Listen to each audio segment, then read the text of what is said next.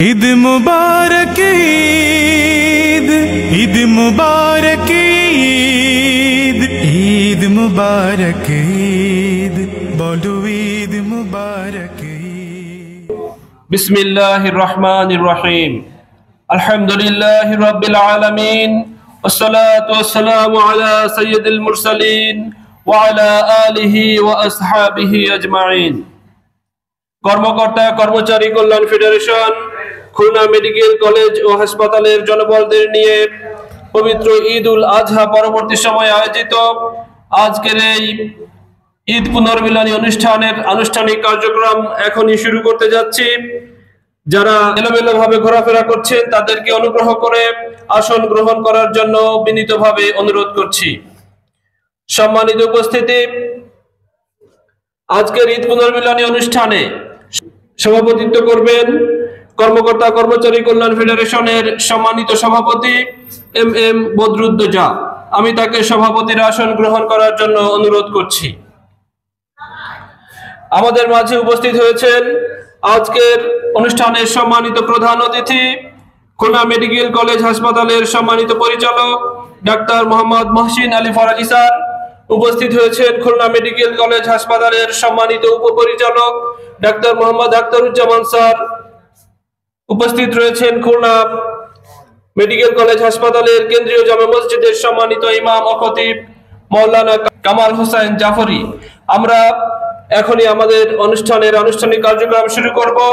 শুরুতেই তেলাওয়াতে কালামে পাক তেলাওয়াত করার জন্য আমি আহ্বান জানাচ্ছি কর্মকর্তা কর্মচারী কল্যাণ ফেডারেশনের সম্মানিত সাধারণ সম্পাদক মোহাম্মদ ইয়াসিন মোল্লা ভাইকে।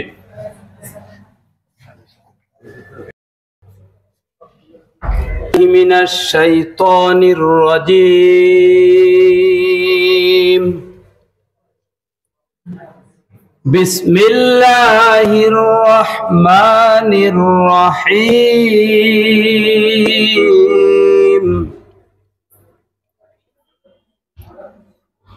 والضحى والليل إذا سجى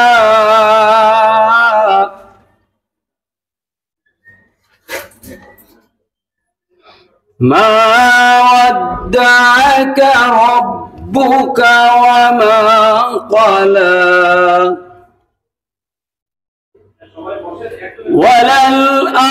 وللآخرة خير لك من الأولى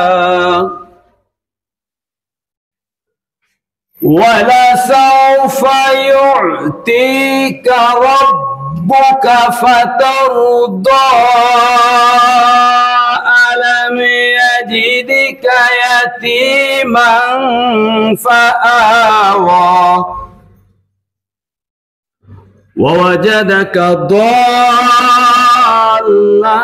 فهدى ووجدك عائلا فأغنى فأما اليتيم فلا تقهر وأما السائل ربك فلا تنحر وأما بنعمة ربك فحدث صدق الله العظيم। আহ্বান জানাচ্ছি খুলনা মেডিকেল কলেজ হাসপাতালের কেন্দ্রীয় জামে মসজিদের সম্মানিত ইমাম ও খতিব মাওলানা কামাল হোসেন জাফরি হুজুরকে।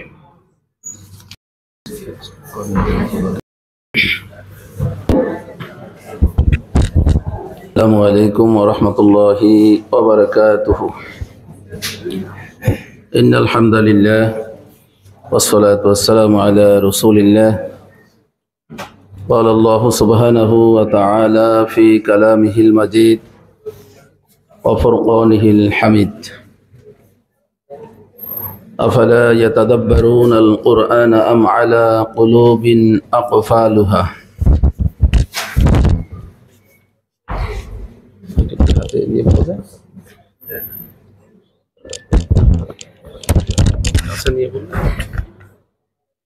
وقال النبي صلى الله عليه وسلم আল মুসলিমু মান সালিম আল মুসলিমুনা মিন লিসানিহি ওয়া ইয়াদিহি আও কামা ক্বালা নবিয়্যু সাল্লাল্লাহু আলাইহি ওয়াসাল্লাম। ঈদ পুনর্মিলনী কর্মকর্তা কর্মচারী কল্যাণ ফেডারেশন, খুলনা মেডিকেল কলেজ ও হাসপাতাল কর্তৃক আয়োজিত মঞ্চে উপবিষ্ট অত্র মেডিকেল কলেজ ও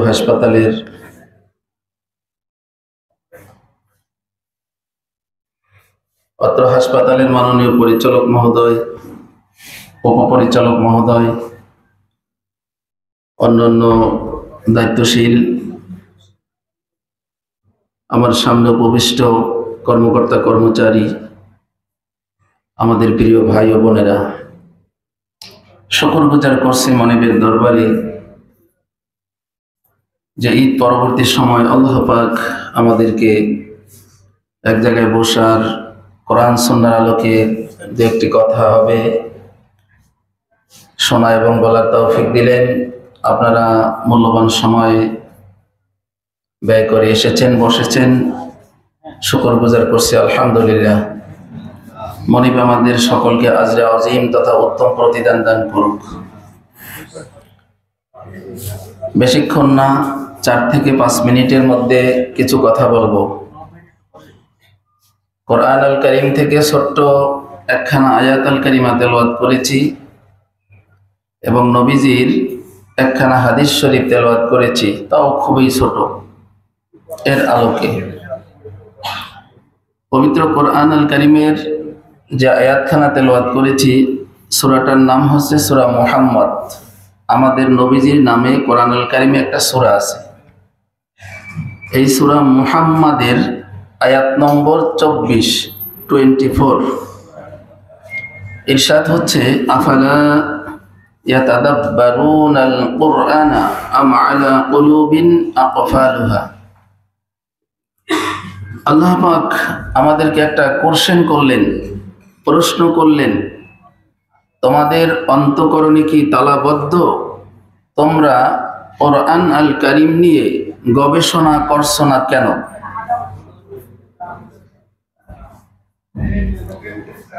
ইংরেজির মধ্যে যেরকমের 5 প্রকারের সেন্টেন্স আছে, বাক্য আছে,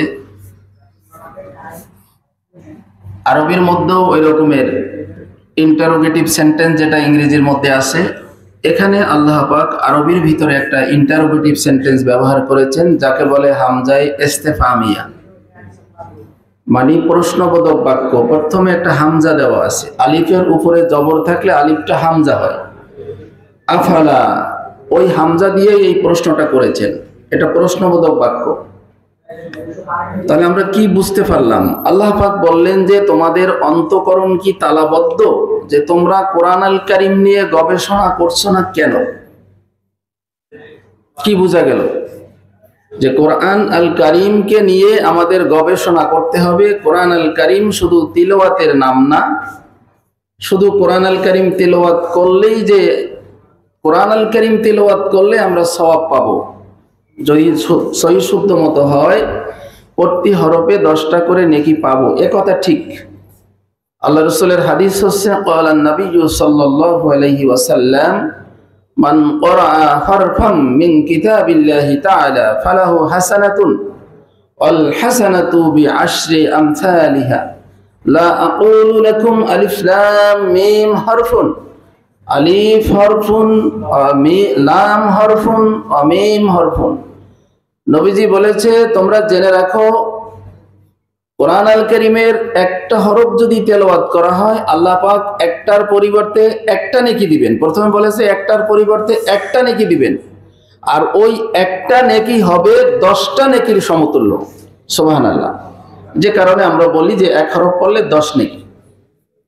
এরপরে হুজুর বললেন যে আলিফ লাম মিম, এখানে আলিফ লাম মিম মানে একটা হরফ না, এখানে 3টে হরফ।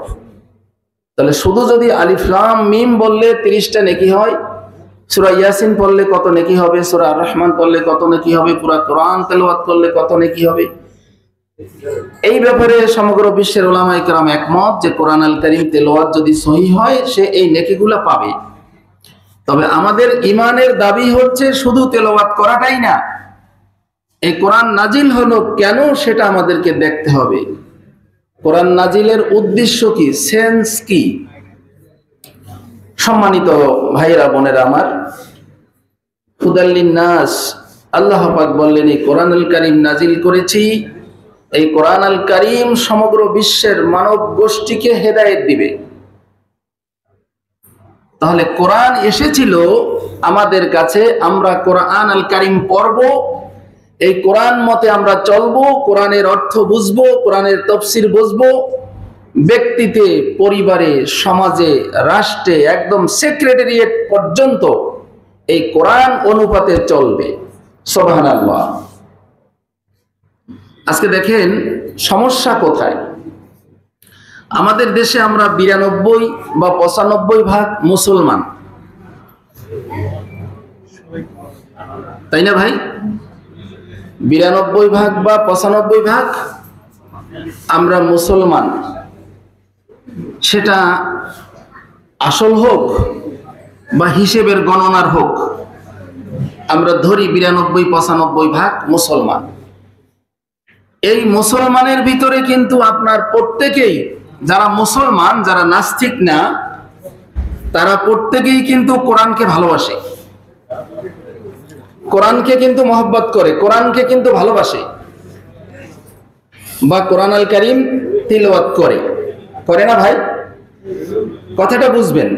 তাহলে মুসলমান সে কোরআনকে মহব্বত করে, কোরআনকে ভালোবাসে, কিন্তু সমস্যা হচ্ছে কোরআনের মধ্যে আল্লাহ পাক কি বললেন, এই কোরআনের আইন, কোরআনকে মহব্বত করে, কোরআন তিলাওয়াত করে, কোরআন ভালোবাসে, ঠিক আছে, কিন্তু কোরআনের আইন বাস্তবায়ন হোক, কোরআনের আইন দিয়া পার্লামেন্ট চলুক, কোরআনের আইন দিয়া ইউনিয়ন পরিষদ চলুক, কোরআনের আইন দিয়া উপজেলা চলুক, কোরআনের আইন দিয়া জেলা চলুক, সেক্রেটারিয়েট চলুক, এ কথা পছন্দ করে না। ঠিক কইলাম না বেঠিক কইলাম? একটু সাড়া দেন। কোরআন মহব্বত করে না এরকমের কি যারা মুসলমান, যারা আস্তিক, যারা নাস্তিক না, তাদের মধ্যে কি আপনি পাবেন খুঁজে? কোরআন কিন্তু মহব্বত করে, কোরআনের সাথে কিন্তু কোনো সমস্যা নাই। তাহলে কোরআন মহব্বত করে, কোরআন তিলাওয়াত করে, কিন্তু এই কোরআনের ভিতরে যা লেখা আছে ওই কোরআনের লেখা অনুপাতে, কোরআনের আইন অনুপাতে রাষ্ট্র চলুক, হুকুম হোক, বিধান হোক কোরআনের, এটা চায় না। তাহলে এই রকমের মুসলমানের ফতোয়া কি জানেন? এই রকমের মুসলমানের ফতোয়া হচ্ছে সে মুনাফিক। সে কি? সে মুনাফিক। সে যদি নামাজও পড়ে, সে যদি তাহাজ্জুদের নামাজও পড়ে, এই যে কোরবানি আসলো, বড় বড় গরু কোরবানিও করে, কোরআন সে তিলাওয়াত করে, কোরআন ভালোবাসে, কোরআন খতম করে, এই সাইড সব ঠিক আছে, কিন্তু কোরআন আল কারীমে যা কি বলতেছে ওই কোরআনের অর্থ, ওগুলো দিয়ে রাষ্ট্র চলুক, বাস্তবায়ন হোক, কোরআনের আইন চলুক, এটা যে চায় না, এটা যে পছন্দ করে না, সে মুনাফিক। তার মানে মুনাফিক কাকে বলে? মুখে এক কাজে আরেক, তাকে বলে মুনাফিক। ভাই মুনাফিক কাকে বলে? মুখে এক কাজে ভিন্ন, কাজে এক না, মুখে এক কাজে আরেক, যাকে বলে মুনাফিক। তাহলে একটু চিন্তা ভাবনা করেন তো। মসজিদ কমিটির মনে করেন সদস্য, মসজিদ কমিটির সভাপতি, সেক্রেটারি বা ক্যাশিয়ার, খুব নামাজি মানুষ, সব দিক দিয়ে খুব একদম পাক্কাপোক্ত মুসলমান, মুমিন ও মুসলমান দেখলে মনে হয়, কিন্তু কোরআনের আইন দিয়া দেশ চলুক, কোরআনের আইন দিয়া রাষ্ট্র চলুক, এ কথার সাথে সে একমত না। আছে কি নাই এরকমের মুসল্লি? আছে কি নাই বলে? সংখ্যায় অনেক আছে। তাহলে এদেরকে ইসলামী শরীয়ত বলতেছে একদম ডকুমেন্টারি কথা, সে হলো মুনাফিক। মুসলমান কিন্তু মুনাফিক মুসলমান। সম্মানিত আমার ভাইরা, রাসূলুল্লাহ সাল্লাল্লাহু আলাইহি ওয়াসাল্লামের ছোট্ট একটা হাদিস শরীফ পড়লাম, আল মুসলিমু মান সালিমাল মুসলিমুনা মিন লিসানিহি ওয়া ইয়াদিহি। মুসলমান হলো ওই ব্যক্তি যার হাত থেকে আর যার জবান থেকে অপর মুসলমান হেফাজতে থাকে, নিরাপদ থাকে। সুবহানাল্লাহ। আপনি আমি মুসলমান, আপনার হাত থেকে বলতে, হাত বলতে এখানে যে হাত দিয়ে একটা ঘুষি দিলাম মারি দিলাম এটাই না। হাত মানে শক্তি, হাত মানে পাওয়ার। আপনার পাওয়ার আছে, শক্তি আছে, ক্ষমতা আছে, এটা দিয়ে আপনি ক্ষমতার অপব্যবহার করলেন, কারো বাড়িঘর দখল করলেন, লুটতরাজ করলেন, চাঁদাবাজি করলেন, এটা মানে পাওয়ার, ক্ষমতা। আর জবান থেকে মানে কথাবার্তা। মানুষ একদম মুখ দিয়ে তলোয়ারের চাইতে বেশি আঘাত করতে পারে, পারে না? তলোয়ার দিয়ে যেভাবে আঘাত করা যায়, ছুরি দিয়ে যেভাবে আঘাত করা যায়, তার চাইতে মানুষের একটা কথা দিয়ে বেশি আঘাত করা যায়। মানুষের মন কাচেরই মতন, যদি ভেঙে যায় হয় না গঠন। কাজ যেরকম ভাঙলে আর জোড়া দেওয়া যায় না, এই মানুষের মনটা হলো এরকম। সম্মানিত আমার ভাইরা, যে কারণে আমাদের আচার আচরণ, আমাদের সব কিছু হবে, আমরা যেহেতু মুমিন ও মুসলমান, আমার ইচ্ছা মতো আমি যা কিছু করলে চলবে না। মুসলমান কাকে বলে? ওই ব্যক্তি হলো মুসলমান যে আল্লাহ পাকের কোন কাজে কি হুকুম আছে, আল্লাহ পাকের হুকুম মেনে চলে, আর নবীজির তরিকা, নবীজির দেখানো রাস্তা মোতাবেক ওই জিনিসগুলো বাস্তবায়ন করে, সে হলো মুসলমান। সুন্নাত মোতাবেক যে বাস্তবায়ন আমল করে, আমার ভিতরে আল্লাহর হুকুমও নাই, হুজুরের তরিকাও নাই, সুন্নাতও নাই, ফরজ তো দূরের কথা, আমি কেমনে মুসলমান? সূরা নিসার আয়াত নম্বর 135 বলেই আমি শেষ করছি। ইয়া আইয়ুহাল্লাযীনা আমানু কুনু কাওয়ামিনা বিল কিসতি শুহাদা'a লিল্লাহ ওয়ালাউ আলা আনফুসিকুম আওয়াল ওয়ালিদাইনি ওয়াল আকরাবিন ইলা আখিরিল আয়াত। সম্মানিত ভাইরা, আল্লাহ পাক এখানে আমাদেরকে একটা মেসেজ দিলেন, হে ইমানদার গণেরা, হে বিশ্বাসী গণেরা, তুমি যখন সাক্ষ্য দিবে, তুমি সত্যের উপরে সাক্ষ্য দিবে, মিথ্যার সাক্ষী দিবে না। আচ্ছা দেখেন, আমাদের দেশে, অন্য দেশের কথা বাদ দেই, একটা সাক্ষীর কারণে একটা লোক, নির্দোষী লোক, যাবজ্জীবন তার কারাদণ্ড হতে পারে, ফাঁসি হতে পারে, পারে না? লোকটা নির্দোষ, কিন্তু একটা সাক্ষীর কারণে তার ফাঁসি হতে পারে, মৃত্যুদণ্ড হতে পারে, যাবজ্জীবন জেলখানায় পচতে হতে পারে, আবার সাক্ষীর কারণে খালাস পেয়ে যেতে পারে, আবার উল্টাপাল্টা সাক্ষীর কারণে দোষীরাও খালাস পেয়ে যেতে পারে, হয় না? তাহলে আল্লাহ পাক বললেন, তুমি যখন সাক্ষী দিবে, তুমি যেহেতু মুমিন বলে দাবি করতেছো, তুমি সত্য যেটা সেটাই সাক্ষী দিবে, মিথ্যার সাক্ষী দিবে না। সেই সাক্ষী যদি তোমার নিজের বিপক্ষেও যায়, তোমার মা বাবার বিপক্ষেও যায়, ওয়াল ওয়ালিদাইন, প্রথম বলছে আনফুসাকুম, মানে তোমার নিজেরও যদি বিপক্ষে যায়, ওয়াল ওয়ালিদাইনে, তোমার মাতা পিতারও যদি বিপক্ষে যায়, 3 নম্বরে বলছে ওয়াল আকরাবিন, তোমার নিকটতম আত্মীয় স্বজনেরও যদি বিপক্ষে যায়, তাহলেও তুমি সত্য কথা যেটা, ওই সত্যের উপরেই অটল থাকবে। সুবহানাল্লাহ। এরপরে আল্লাহ পাক বললেন, তুমি জেনে রাখো, সে ধনী হোক আর গরিব হোক, এখানে আনছে গনিয়ান না ফাকিরান, সে ধনী না গরিব, ওই বিবেচনা করার তোমার দরকার নাই। যে আমি যদি সাক্ষী দিই, লোকটার তো যাবজ্জীবন কারাদণ্ড হবে, লোকটা তো পচবে, গরিব মানুষ কেমনে চলবে, সে তো খুন করছে আমি জানি, সে তো জেনা করছে আমি জানি, কথা বুঝতেছেন? আল্লাহ বলতেছে, ওই বিষয়ে তোমার চাইতে হাজার হাজার গুণ মহব্বত আমার ওই বান্দার উপরে আমার বেশি, তুমি সত্য থেকে বিচ্যুত হতে পারবে না। Let me finish. আমার ভাইয়েরা, যেই কোরআন আল কারীম আমাদের উপরে নাজিল হলো, আজকে আমরা কত সুন্দর নভেল, নাটক, উপন্যাস, কত কিছু পড়লাম, কত গল্পের বই পড়লাম, কিন্তু এই কোরআন আল কারীম শুরু থেকে শেষ পর্যন্ত আমরা হয়তো অনেকে পড়েছি, অনেকে হয়তো একবারও পড়ি নাই অর্থসহ। আমার লাস্ট মেসেজ হচ্ছে, কোরআন আল কারীম আমরা একদম শুরু থেকে শেষ পর্যন্ত জীবনে যদি একবারও হয়, আমরা অর্থসহ তাফসীরও পড়ার চেষ্টা করব। পারবো না ভাই? ইনশাআল্লাহ। আমাদের একটা জবাবদিহিতা আছে। আজকে আপনি আমি একদম ভালো খাইলাম, ভালো চললাম না, হাসরের ময়দানে কিন্তু জবাবদিহিতা আছে। আমা তাওফিক ইল্লা বিল্লাহ। আসসালামু আলাইকুম ওয়া রাহমাতুল্লাহ ওয়া বারাকাতুহু। সম্মানিত উপস্থিতি, এ পর্যায়ে আমরা একটি ইসলামী সঙ্গীত শুনবো। ইসলামী সঙ্গীত পরিবেশন করার জন্য আহ্বান জানাচ্ছি কর্মকর্তা কর্মচারী কল্যাণ ফেডারেশনের সম্মানিত সাধারণ সম্পাদক মোহাম্মদ ইয়াসির মোল্লা ভাইকে। আসসালামু আলাইকুম ওয়া রাহমাতুল্লাহ। তুমি রহমান, তুমি মেহেরবান,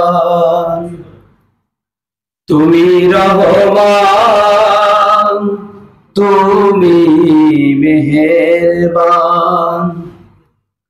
অন্ধ গাহে না শুধু তোমারি গুণগান, অন্ধ গাহে না শুধু তোমারি গুণগান।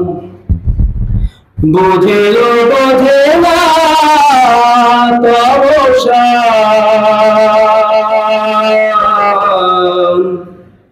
তুমি রহমান, তুমি মেহেরবান।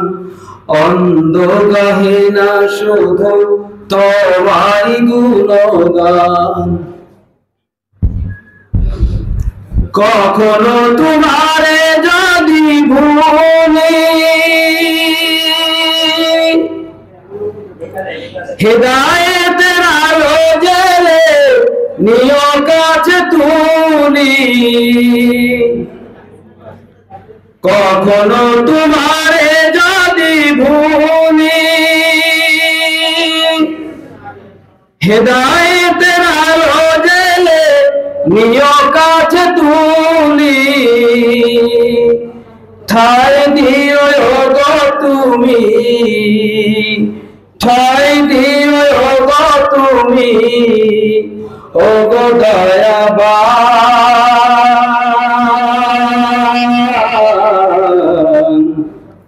তুমি রহমান, তুমি মেহেরবান। অন্ধ গাহে না শুধু তোমারি গুণগান। বুঝেও বোঝে না তব শান। তুমি রহমান, তুমি মেহেরবান। তুমি রহমান, তুমি মেহেরবান। মজার মজার পর্ব আছে আপনাদের নিয়ে। সবাইকে ধৈর্য ধারণ করে পেটে ক্ষুধা নিয়ে একটু বসার জন্য অনুরোধ জানাচ্ছি। আর সেই একই সাথে আমরা দুঃখের সাথে জানাচ্ছি আমাদের আজকের অনুষ্ঠানের সম্মানিত বিশেষ অতিথি আমাদের উপপরিচালক স্যার ব্যস্ততার কারণে চলে যাবেন। এজন্য স্যার আপনাদের সাথে সংক্ষিপ্তভাবে শুভেচ্ছা বিনিময়ের জন্য এই পর্যায়ে আহ্বান জানাচ্ছি খুলনা মেডিকেল কলেজ হাসপাতালের সম্মানিত উপপরিচালক ডাক্তার মোহাম্মদ আখতারুজ্জামান স্যারকে। আসসালামু আলাইকুম। আপনারা সবাই ভালো আছেন তো? ঈদ ভালো কাটছে? হ্যাঁ, কোরবানির গোশত খাচ্ছেন তো? কোরবানির গোশত 3 দিন মিনিমাম আল্লাহ তাআলার তরফ থেকে মেহমানদারি, বুঝছেন? অসুস্থ যাহেন, যতই অসুস্থ হয়ে আমরা কোরবানির গোশতটা কিন্তু খাবো, বরকতের গোশত। ঠিক আছে ইনশাআল্লাহ।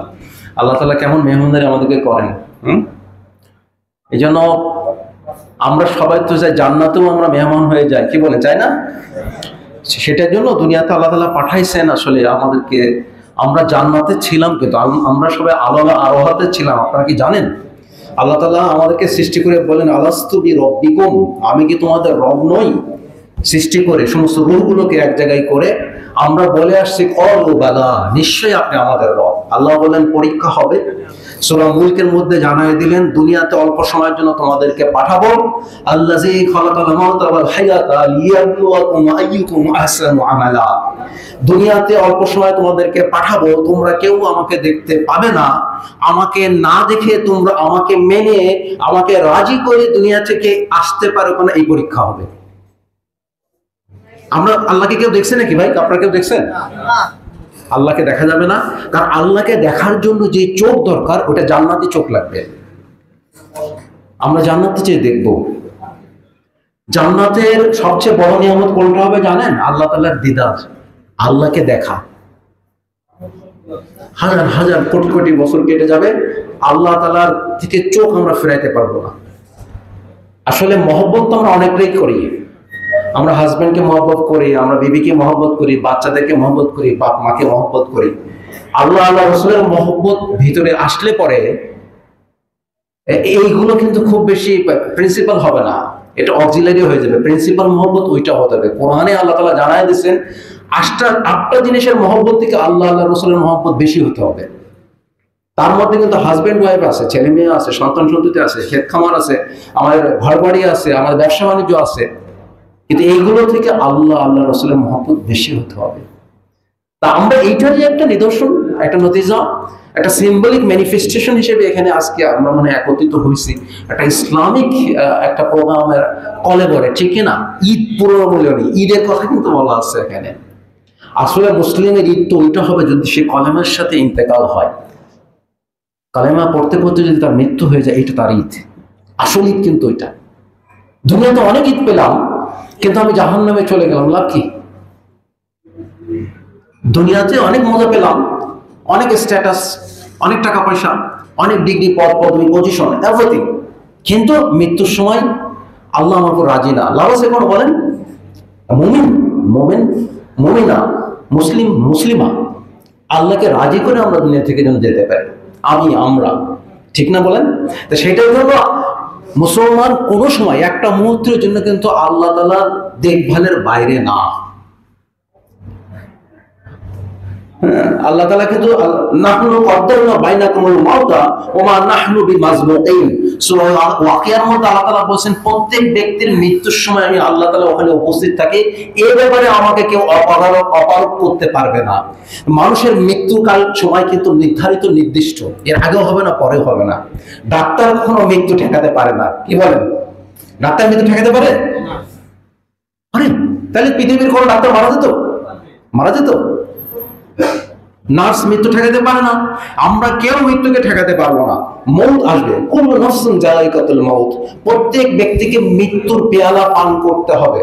কাজেই আমরা যেখানে যাব, মউতু ক্বাবলা আন তামুতু, হাদিস শরীফে আসছে মৃত্যুর আগে তোমার মৃত্যুবরণ করো। আর ওরা বলে কি বলছেন? যে ব্যক্তি হাসরের ময়দানে হিসাব নেওয়ার আগে দুনিয়াতেই তার হিসাব নেওয়া শুরু করবে, হাসরের ময়দানে তার হিসাব দেওয়া লাগবে না। এই জন্য প্রতিদিন রাত্রে শোয়ার সময়, প্রতিদিন সকালে উঠে আমি নিজের কথা চিন্তা করি, আমি কার সাথে কেমন ব্যবহার করলাম, আমার আমল নামায় কোনটা ভালো হচ্ছে, কোনটা খারাপ হচ্ছে। আমরা কিন্তু ভেরি গুড ইনভিজিলেটর আমরা হতে পারি, নিজের আমল সম্পর্কে আর আমার থেকে আর ভালো কে জানে, কি বলেন? এই জন্য আমি I will check myself, check and balance life যেটা বলা হয়, আমি আমার নিজেকে গার্ড দেব, আমি আমার নিজেকে ডিরেক্ট করব, লিড করব টুয়ার্ডস জান্নাহ ইনশাআল্লাহ। এবং সেটার জন্য গুনাহ থেকে বাঁচা, ভালো কাজ করা, এবং এবং আমার হুঁশ, জ্ঞান, চেতনা থাকা অবস্থায় কাউকে কষ্ট না দেওয়া, কারোর হককে আমরা নষ্ট করব না। কারোর উপকার আমি যদি করতে না পারি, খবরদার কোনো ক্ষতির চিন্তা ভাবনা করবো না, ঠিক আছে না? ইনশাআল্লাহ ভালো তো হয়, আমি অন্যের উপকারই করব। কারণ এটা নিয়ে আমি একটা এই কথাটা বলে আমার কথাটা শেষ করব। ইউরোপে একটা লার্জ স্কেলে ট্রায়াল হয়েছে, ওভার 10,000 পপুলেশনের উপরে। তাদের ব্রেনের সিটি স্ক্যান, এমআরআই করা হয়, এবং দেখা গেছে যে সমস্ত ব্যক্তিরা এই যে সামাজিক দাতব্যমূলক কাজ করে, অন্যকে দান করে, অন্যকে হেল্প করে, তাদের ব্রেনের সিটি স্ক্যান, এমআরআই করে দেখা গেছে এই সেলগুলো অনেক বেশি লুসিড, অনেক বেশি ইলুমিনেটিং, অনেক বেশি লাইভলি, অনেক বেশি জীবন্ত, অনেক বেশি সজীব, সতেজ, আলোকিত, আলো ঝলমল। কিন্তু যারা এই দানটা গ্রহণ করে, তাদের ব্রেন সেলগুলো অনেক বেশি অ্যাট্রোফিড, সংকুচিত এবং জীবনী শক্তিহীন দেখা গেছে। এটা কিন্তু হাদিসের এক ব্যাখ্যাও আসছে, দাতা গ্রহিতা অপেক্ষা উত্তম, উপরের হাত নিচের হাত হতে উত্তম। আর হুজুর কসম খাইছেন, খোদার কসম, খোদার কসম, খোদার কসম, দান করলে সম্পদ কমে না, বাড়ে, বাড়ে, বাড়ে। দেখেন হাদিসের ব্যাখ্যা এক জায়গায় আসছে, যখন তোমরা দেয়া শুরু করবে, তোমার হাতকে সম্প্রসারিত করবে, উপরে যিনি আছেন উনি হাতকে ছাড়া শুরু করবেন। এই জন্য ভাই দেয়া, ওখানে যে আমি বললাম, ওই যে ব্যাখ্যাটা আসছে, এরা যারা এইগুলো দান করতো, এই সদকা করতো, তারা কিন্তু অনেক বেশি সুখী লাইফ লিড করছে। এবং মানুষের এই সেলগুলোর উপরে রিসার্চ করে জানা গেছে যে মানুষ দিলে পরেই বেশি খুশি হয়, পেলে তার মন অনেক সময় ছোট হয়। অ্যাপারেন্টলি আপাত দৃষ্টিতে মনে হয় সে খুশি হচ্ছে, আসলে দেওয়ার মধ্যে আনন্দটা বেশি। এই জন্য আল্লাহ তাআলা কিন্তু নেন না, খালি দেন, তাই না? আল্লাহ তাআলা খালি দেন। আমাদের মধ্যে খলিফাতুল মুসলিমিন, আর জমিনে আল্লাহ তাআলা আল্লাহর খলিফা হিসেবে আমাদেরকে যেহেতু পাঠাইছেন, আল্লাহর আল্লাহতে আল্লাহ তাআলা সূরা বাকারা এক জায়গায় বলেন, আসিগুল আকিনিন, তোমরা আমার রঙে রঞ্জিত হও, colour with the colour of Allah. এই জন্য আল্লাহ তাআলার রঙে রঞ্জিত হয় ইনশাআল্লাহ। এই জন্য আমরা তাহলে এই কাজগুলো করবো ইনশাআল্লাহ। আল্লাহ আমাকে আমাদের সবাইকে এটার উপরে আমল করার তৌফিক নসিব করেন। আমার জন্য দোয়া করবেন, আপনারাও ভালো থাকবেন, আমরা সবাই সবার জন্য দোয়া করব এবং ভালো পরিবেশ সৃষ্টি করব, দুনিয়া ভালো দিয়ে ভরে দেওয়া হবে ইনশাআল্লাহ আমার আপনার প্রচেষ্টায়। সবাই ভালো থাকি আমরা, আমাদের প্রতিটা সময়, প্রতিটা মুহূর্ত, প্রতিটা মিনিট জন্য এই ঈদের মতো কাটে। আমি আমার জীবনকে এইভাবে কাটাই। আপনারা ভালো থাকবেন। আসসালামু আলাইকুম। সুন্দর একটি আলোচনা উপহার দেওয়ার জন্য আপনাদের অবগতির জন্য আরো একটু জানিয়ে রাখি, গতকাল আমাদের সাংস্কৃতিক প্রতিযোগিতা অনুষ্ঠিত হয়েছে। আমাদের উপপরিচালক স্যার কিন্তু সেই প্রতিযোগিতার একজন বিচারক হিসেবে দীর্ঘ সময় আমাদের সেই প্রতিযোগিতায় বিচারক হিসেবে দায়িত্ব পালন করেছিলেন। এই জন্য স্যারকে আরো আমরা কৃতজ্ঞতা জ্ঞাপন করছি যে আমরা যে বিচারক হিসেবে স্যারের মতো একজন মানুষকে পাবো আমরা তা কখনো কল্পনা করিনি। গতকাল আমরা সুন্দর একজন বিচারক পেয়েছিলাম। তো একই সাথে আমাদের ইকবাল স্যার ছিলেন। ইকবাল স্যার আমাকে বলছিলেন প্রোগ্রাম শেষ করে যে খুলনা মেডিকেলের মতো জায়গায় কখনো আমরা এই ধরনের ইসলামী সাংস্কৃতিক প্রতিযোগিতা করতে পারবো এটা আমরা আগে কখনো কল্পনাও করতে পারিনি। তা আল্লাহ রাব্বুল আলামিন আমাদের সেই সুযোগ করে দিয়েছেন। আমাদের বর্তমান যে ম্যানেজমেন্ট পরিচালক স্যার থেকে শুরু করে আমাদের উপপরিচালক স্যার, আমাদের সহকারী পরিচালক স্যার, আরএমও স্যার, সবার জন্য আমরা প্রাণ করে দোয়া করব স্যাররা যেন আমাদের মেডিকেল কলেজকে আরো অনেক দূর এগিয়ে নিয়ে যেতে পারেন। সম্মানিত উপস্থিতি, যারা ডেলিগেট কার্ড এখনো সংগ্রহ করেননি তাদেরকে অনুগ্রহ করে ডেলিগেট কার্ড সংগ্রহ করে গলায় পরিধান করার জন্য অনুরোধ করছি, কারণ পরবর্তীতে একটি পর্ব রয়েছে যা আপনাদের এই ডেলিগেট কার্ডের সাথে সম্পর্কিত। এ পর্যায়ে আমাদের মাঝে ঈদ শুভেচ্ছা বিনিময়ের জন্য আহ্বান জানাচ্ছি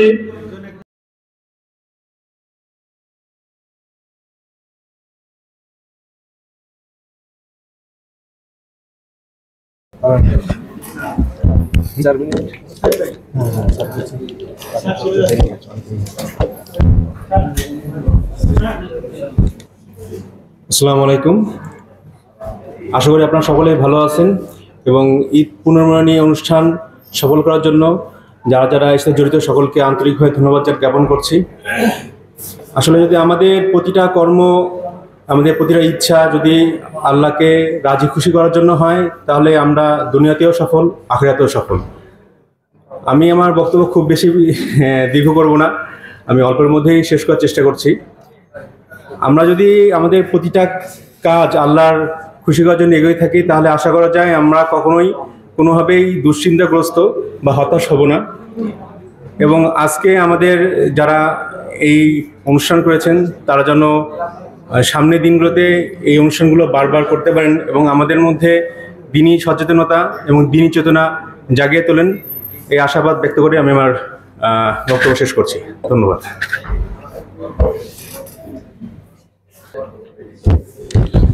ধন্যবাদ সম্মানিত আরএমও স্যারকে।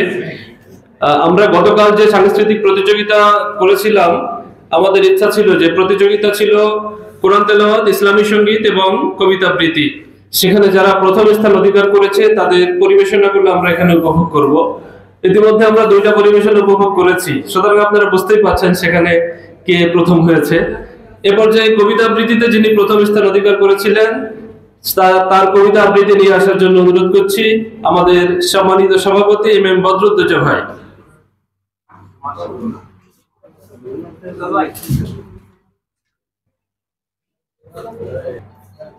উপস্থিত সম্মানিত প্রধান অতিথি, বিশেষ অতিথিবৃন্দ এবং অন্যান্য অতিথিবৃন্দ, আমার সহকর্মী ভাই বোনেরা, আসসালামু আলাইকুম ওয়া রাহমাতুল্লাহি ওয়া বারাকাতুহু। আমাদের সবার ভিতরে কি প্রাণ মরে গেছে? সবাই বলি ঈদ মোবারক, ঈদ মোবারক, ঈদ মোবারক। আমি যেহেতু এটা কোরবানির ঈদ, ঈদুল আজহা, তো এই ঈদুল আজহা উপলক্ষে আমি কোরবানি নামক কবিতাটি বাছাই করেছিলাম কবি কাজী নজরুল ইসলামের লেখা।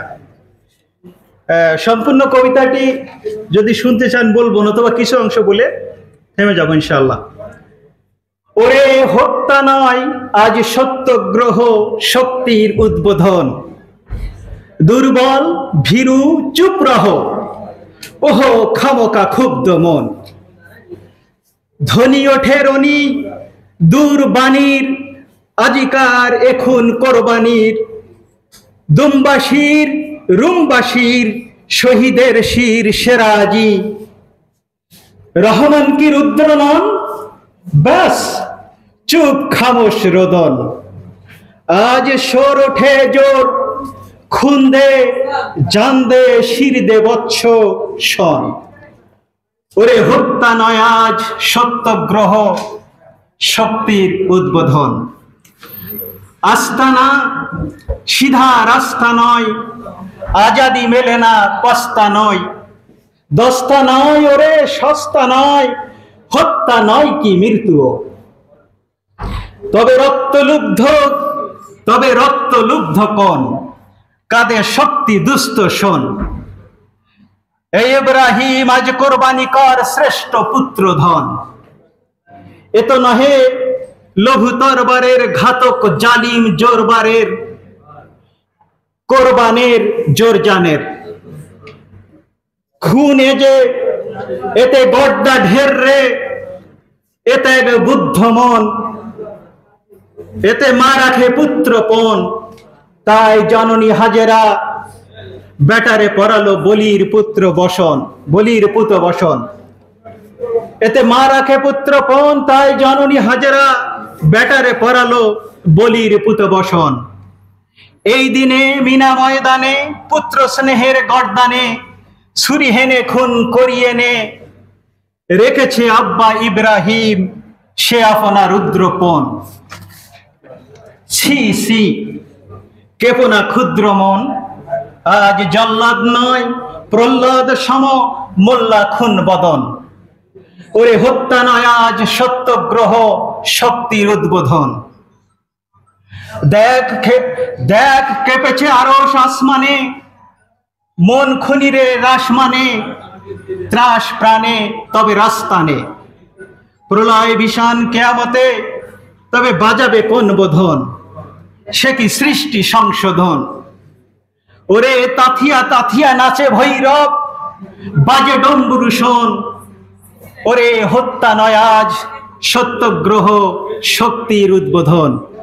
আল্লাহ হাফিজ। আসসালামু আলাইকুম ওয়া রাহমাতুল্লাহি ওয়া বারাকাতুহু। ধন্যবাদ। এ পর্যায়ে আমাদের মাঝে শুভেচ্ছা বিনিময়ের জন্য আহ্বান জানাচ্ছি খুলনা মেডিকেল কলেজ হাসপাতালের সম্মানিত সহকারী পরিচালক স্যার ডাক্তার মোহাম্মদ মিজানুর রহমান স্যারকে।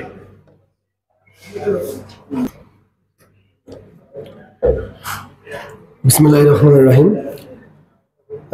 কর্মচারী কল্যাণ ফেডারেশন কর্তৃক আয়োজিত ঈদ পূর্ণমিলনী অনুষ্ঠানে উপস্থিত আজকের অনুষ্ঠানের সম্মানিত প্রধান অতিথি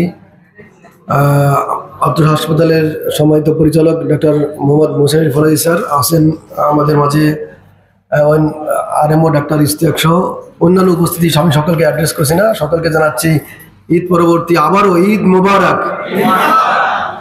আসলে আমরা এমন একটা সময় অনুষ্ঠানের আয়োজন করছি যে আমাদের অফিস টাইমের মানে অলরেডি আমাদের অতিবাহিত হয়ে গেছে। এই সময় আসলে অনেকের অনেক কাজ রয়েছে। তারপরেও গতকাল আমাদের অনুষ্ঠানের অধিকাংশ মানে আইটেম বা অধিকাংশ আইটেমগুলো কিন্তু আমাদের করা হয়ে গেছে। বিশেষ করে কবিতা আবৃত্তি, তারপরে কোরআন আবৃত্তি এবং কোরআন তেলাওয়াত যা যা ছিল সবগুলো করে করা হয়েছে। আমার মনে আমরা শুভেচ্ছা এই যে একত্রিত হয়ে আমরা এখানে বসছি, এটাই হচ্ছে আমাদের রিউনিয়ন, ঈদের পুনর্মিলনী। তো পুনর্মিলনীতে আমরা নতুন করে কেউ কারো অভিজ্ঞতা আর জানতে চাইবো না। আশা করি সকলের ঈদ ভালো গেছে কিনা? কার কি কোনো ঈদ খারাপ গিয়েছে? খারাপ না গেলেও খারাপ জায়গার ভালো যাক, সব অবস্থায় তো কিন্তু বলতে হবে কি আলহামদুলিল্লাহ। তো এই আলহামদুলিল্লাহ বলতে পারাটাই কিন্তু সবচেয়ে বড় বেশি মানে সুখের বিষয়। আমি যে কোনো অবস্থা যদি আমি আল্লাহকে খুশি করার জন্য বলতে পারি আলহামদুলিল্লাহ, এইটা আল্লাহর কাছে চলে যাবে যে সে সুখে দুঃখে যে কোনো অবস্থা আমাকে স্মরণ করে এবং আমারই প্রশংসা করে যে আলহামদুলিল্লাহ বলে। এই জন্য আমরা আশা করি যারা এখানে উপস্থিত হয়েছি আমরা ইউনিয়নে প্রত্যেকের ঈদ সুন্দরভাবে গিয়েছে। আর ঈদ পরবর্তী আজ অনেকদিনই হয়ে গেল, নতুন সামনে ঈদের জন্য আমাদের অপেক্ষা, সামনে নির্বাচনের জন্য অপেক্ষা। সুতরাং আমরা এখন বেশি সময় ক্ষেপণ করবো না, কাল ক্ষেপণ করবো না, আমাদের অনেকেরই কাজ আছে। তো আমরা আমাদের পরবর্তী যে প্রোগ্রামের বাকি অংশ যারা যেটুকু আছে আমি বলবো আমাদের সঞ্চালককে যে দ্রুত সম্বোধন করে আমাদের কি আপনার আছে লাস্ট হবে না, লাঞ্চ শেষ করে আমরা যেন বিদায় নিতে পারি। আর প্রত্যেকে আবারও সবাইকে ঈদ পরবর্তী শুভেচ্ছা জানাচ্ছি। সবাই যেন আমরা এইরকম একটা গ্যাদারিংয়ে প্রত্যেক বছরই ঈদ পরবর্তী এরকম একটা অনুষ্ঠানে উপস্থিত হতে পারি এবং অনুষ্ঠানটা কিন্তু আমরা যেন আরো একটু আগে করতে পারি। আগে করতে পারলে হবে কি আমাদের কারোর প্রতি তাড়াহুড়ো থাকবে না। পরবর্তীবারে আমাদের শিডিউলটা একটু চেঞ্জ করবো আশা করি। তো আমি আবার সকলকে ঈদ মুবারক জানিয়ে আমি শেষ করছি। আল্লাহ হাফেজ, ঈদ মুবারক। ধন্যবাদ স্যারকে। যাদের গলায় ডেলিগেট কার্ড নেই আমি অনুরোধ করছি ইয়াসিন ভাই একজনের কাছে ডেলিগেট কার্ড পাঠিয়ে দেন, যাদের গলায় নেই তাদেরকে পরিয়ে দেওয়ার জন্য। আর খাবারের টোকেন পরে সংগ্রহ করবে। এ পর্যায়ে আমাদের মাঝে প্রধান অতিথির আলোচনা নিয়ে আসার জন্য আহ্বান জানাচ্ছি খুলনা মেডিকেল কলেজ হাসপাতালের সম্মানিত পরিচালক sir doctor Mohammad Mohsin Ali Faraji sir.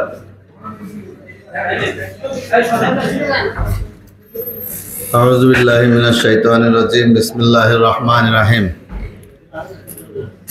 ইয়া আইয়ুহাল্লাযিনা আমানু লিমা তাকুলুনা মা লা তাফআলুন।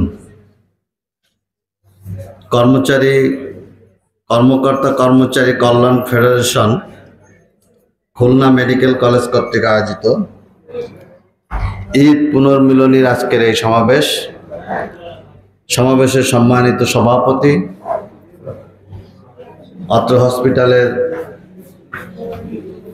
সহকারী পরিচালক, খুলনা মেডিকেল কলেজ জামে মসজিদের খতিব, আরএমও সহ অন্যান্য কর্মকর্তা কর্মচারী বৃন্দ যারা এখানে সমবেত হয়েছেন, সবাইকে আমি আমার আন্তরিক অভিনন্দন ও শুভেচ্ছা জানাচ্ছি। আসসালামু আলাইকুম ওয়া রাহমাতুল্লাহ। একটা সুন্দর কালচার শুরু হয়েছে খুলনা মেডিকেল কলেজে ঈদকে কেন্দ্র করে। ঈদ উল ফিতর এবং ঈদ উল জোহা বা ঈদ উল আজহা। ঈদ উল ফিতরের পরেও আমরা এখানে মিলিত হয়েছিলাম, আর ঈদ উল জোহা বা ঈদ উল আজহার পরে আমরা একটু দেরিতে হলেও আমরা এখানে সমবেত হয়েছি। এটা একটা সুন্দর সংস্কৃতি, মুসলিম সংস্কৃতি, সৌহার্দ্য ভ্রাতৃত্বের বন্ধনের একটা উদাহরণ। এখানে আজকে আমরা এখন এই সমাবেশ না হলে কি করতাম? আমরা সবাই যার যার কাজে চলে যেতাম, বাড়িতে বাসায় চলে যেতাম, এতগুলো চেহারা আমাদের দেখা হতো না। এখানে আমরা কতগুলো তসবিহ পড়েছি, আলহামদুলিল্লাহ পড়ছি, সুবহানাল্লাহ পড়ছি, বা আল্লাহ রব্বুল আলামিনের গুণকীর্তন করছি। এখান থেকে আমাদের সওয়াব হচ্ছে। তো এটা একদিকে আমরা পারলৌকিক যে আমাদের হিসাব, সে হিসাবে আমাদের সওয়াব জমা হচ্ছে, আর ইহলৌকিক আমাদের একে অপরের মধ্যে জাতি, বর্ণ, ধর্ম, শ্রেণী, পেশার সমস্ত বাদকে ভেঙে দিয়ে আমরা সবাই একাকার হয়ে এখানে বসেছি। এখানে আজ কোনো ভেদাভেদ নেই, আমরা একে অপরকে দেখছি, একে অপরের কথা শুনছি। এটাই তো আমাদের সেই কাঙ্ক্ষিত সমাজ। আমরা এটাই চাই, আমাদের মধ্যে এমন মিল থাকুক। আমাদের মতের ভিন্নতা থাকতে পারে, কিন্তু আমরা কারোর সঙ্গে খারাপ ব্যবহার করব না, সবার সঙ্গে আমাদের সুন্দর সদাচরণ করব। এটাই রাসূল সাল্লাল্লাহু আলাইহি ওয়াসাল্লামের সুন্নাত, এবং সেটা আল্লাহরই সুন্নাত। সুন্নাত শব্দের অর্থ হচ্ছে নিয়ম নীতি, রীতিনীতি। এটাকেই বলা হয় সুন্নাত। সুন্নাতুল্লাহ, সুন্নাতে রাসূলুল্লাহ। তো এই জিনিসগুলো আমাদেরকে যদি, আমাদের মধ্যে যদি আমরা আমাদের খাসলাত বা আমাদের স্বভাব চরিত্রের মধ্যে যদি আমরা এটা নিতে পারি, তবে আমরা সেই সিবগাতুল্লাহ, ওমান আহসানু মিনাল্লাহ সিবগাত, আল্লাহর রঙের রঙিন করো, এবং আল্লাহর রঙই হচ্ছে সবচেয়ে উত্তম রং। এই যে কোরআনের যে বাণী, এবং আমি আমার বক্তব্যের শুরুতে যে বলেছিলাম, ইয়া আইয়ুহাল্লাযিনা আমানু লিমা তাকুলুনা মা লা তাফআলুন, ওহে যারা ঈমান এনেছ, যারা ঈমানদার, তোমরা এমন কথা বলো না যা তোমরা করো না। এটা আল্লাহ রাব্বুল আলামিন তার সৃষ্টিকে, তার সৃষ্টির সেরা মানব, সে মানবকে উদ্দেশ্য করে বলছেন, তোমরা এমন কোনো কাজ করো না যা তোমরা বলো না। সুতরাং এমন কথা বলো না যা তোমরা করো না। তো আমি খুব ভালো ভালো কথা বললাম, কিন্তু আমি সে কাজগুলো করলাম না। তো এটা আমাদেরকে খেয়াল রাখতে হবে। আজকের এই সমাবেশে আমি আপনাদের কাছে কিছু পরামর্শ এবং কিছু প্রস্তাবনা রাখতে চাই। আমরা প্রায় সবাই এখানে মধ্যবয়স অতিক্রম করেছি, কেউ কেউ হয়তো করে পারেনি, কাছাকাছি ধরতে গেলে জীবনের একটা বড় অংশই আমরা পার করে ফেলেছি। তো সেই আমাদের যাপিত জীবন, আমাদের অতীতের জীবনের যে ভুল ভ্রান্তি যা আমরা করেছি, তার হিসাব এখন মেলানোর সময় হয়েছে। আমাদের তত্ত্বাবধায়ক সাহেব আখতারুজ্জামান তার বক্তব্য বলে গিয়েছেন ইহতিসাবের কথা, আত্মসমালোচনার কথা। তো আমরা সেই আত্মসমালোচনা নিজেদেরকে করব। আমরা প্রত্যেকের হিসাব আমরা নিজে নেওয়ার চেষ্টা করব। এবং আমি আপনাদের কাছে কিছু অনুরোধ রাখব, যদি আপনারা সেটা মেনে চলেন তাহলে আমার মনে হয় আপনাদের জীবন, আমাদের জীবন, যে যতদিন বেঁচে আছি ততদিন হয়তো আমরা আল্লাহর নির্দেশিত পথে চলতে পারব। প্রথমত, আমাদের এই প্রজন্ম, আমরা যে সমাজে আমরা আছি, আমরা যে টাইমটা পাস করছি এখন দুনিয়াতে, এই সময় আমরা আসলে অনেক কিছু থেকে সরে আসছি। আমাদের প্রযুক্তির কারণেই হোক বা যে কোনো কারণেই হোক, আমরা আমাদের আচরণ থেকে অনেকটা সরে আসছি। আমরা ছোটবেলায় দেখতাম সব বাড়িতে সকালবেলা সবাই ঘুম থেকে উঠে যেত। বেলা ওঠার পরে কেউ ঘুমে থাকতে পারতো না, বিছানায় কেউ থাকতো না, বরং সূর্য উঠে গেলে বিছানায় থাকাটা তার জন্য একটা লজ্জার ব্যাপার হতো, সবাই তাকে ভৎসনা করত। কিন্তু বর্তমান প্রজন্ম কি দেখি, পরিবারের হেড থেকে শুরু করে ছোট্ট যে শিশু, সেও 8টা 9টা 10টা 11টা পর্যন্ত ঘুমায়। কারণ খুঁজে দেখতে গেলে বলে ঘুমাতে অনেক দেরি হয়ে যায়, অনেক রাত পর্যন্ত জেগে থাকি। তো কেন জেগে থাকেন? এই নানাবিধ কারণে, এটা ওটা, টিভি দেখি, টক শো দেখি, একটু মোবাইল দেখি, এগুলো করতে করতে আমাদের আসলে অনেক রাত হয়ে যায়, আমরা ঘুমাতে পারি না। তাহলে ফজরের নামাজের কি হবে? ফজর তো পড়া হয় না স্যার বা ভাই, ফজরটা মিস হয়ে যায়। তো আল্লাহ রাব্বুল আলামিন তার রাসূলের মাধ্যমে 2টা নামাজের ব্যাপারে খুব সতর্কতা অর্জন করতে বলেছে। এক হচ্ছে ফজর, আর এক হচ্ছে আসর। ফজর এবং আসর, এই 2টার ব্যাপারে খুবই সতর্ক হতে বলছে। কিন্তু আমরা সেই ফজরকে আমার মনে হয় এইখানে যদি আমি আজকে বলি, কারা কারা আজকে ফজরের নামাজ সময় মতো পড়তে পেরেছেন? হাত তোলেন তো দেখি। সময় মতো কয়জন পড়তে পেরেছেন? জামাতের কথা বাদ দিলাম, টাইমলি কয়জন পড়তে পেরেছেন? এই দেখেন কত নগণ্য, হিসাবে দেখেন অর্ধেকও আমরা পারিনি। আমার পরামর্শ থাকবে, আমরা ফজর প্রজন্ম গড়ে তুলি, আর্লি আর ঘুমায় যায়। রাসূলের সুন্নাতে হচ্ছে এশার পরে আর কোনো কাজ না রাখা। এশার নামাজের পরে উনি এশার আগেই ডিনার সেরে ফেলতেন, উনি এশার আগেই রাতের খাবার সেরে ফেলতেন। এশার নামাজ পড়ে আর কোনো কথা ছিল না, তার কারোর সাথে কোনো সাক্ষাৎ ছিল না, উনি ঘুমায় যেতেন। তাহাজ্জুদে উঠতেন, দীর্ঘক্ষণ ধরে তাহাজ্জুদের নামাজ পড়তেন, তারপরে আবার একটু ঘুম দিতেন, আবার ফজরের নামাজ পড়ে রাসূল এবং তার সাহাবীরা কেউই ঘুমাতো না, কেউই কিন্তু ঘুমাতো না। কিন্তু আমরা কি সেই তার কোনো কিছু ছিটে ফুটা আমাদের মধ্যে আছে? আমরা যদিও কেউ ফজরের জামাত করি বা ফজরের নামাজটা পড়ি আবার আর একটু ঘুম দেই, আবার একটু ঘুম দেই। এই অবস্থা থেকে আমাদেরকে পরিত্রাণ পেতে হবে। কারণ ফজরের পরে ঘুমানোর বা বিছানায় শোয়ার অনেকগুলো শারীরিক এবং কি বলে শারীরিক বলবো, অর্থনৈতিক বলবো, স্পিরিচুয়াল বিষয়গুলো রয়ে গেছে। আপনি যদি ভোর ফজর থেকে কাজে লেগে যান, দেখবেন আপনার কাজে বরকত আসতেছে। ফজর হলো বরকতময়, ফজর টাইমটা হলো বরকতে পরিপূর্ণ, ভরপুর। আপনি যে কাজে দেখবেন বরকত হচ্ছে। আপনি পড়াশোনা করেন, ফজর নামাজের পরে পড়তে বসেন, দেখবেন অনেক পড়া হয়ে গেছে। আপনার কলিগ বা আপনার অন্য প্রতিদ্বন্দ্বী সে তখন ঘুমাচ্ছে। আপনি একটা কাজ করতে যান, দেখবেন অনেকগুলো কাজ করে ফেলছেন, এখনো সময় আপনার হাতে আছে। তো এই একটা পরামর্শ থাকবে। আর একটা হলো আমাদের কথা এবং কাজের মিল, যেটা বললাম, ইয়া আইয়ুহাল্লাযিনা আমানু লিমা তাকুলুনা মা লা তাফআলুন।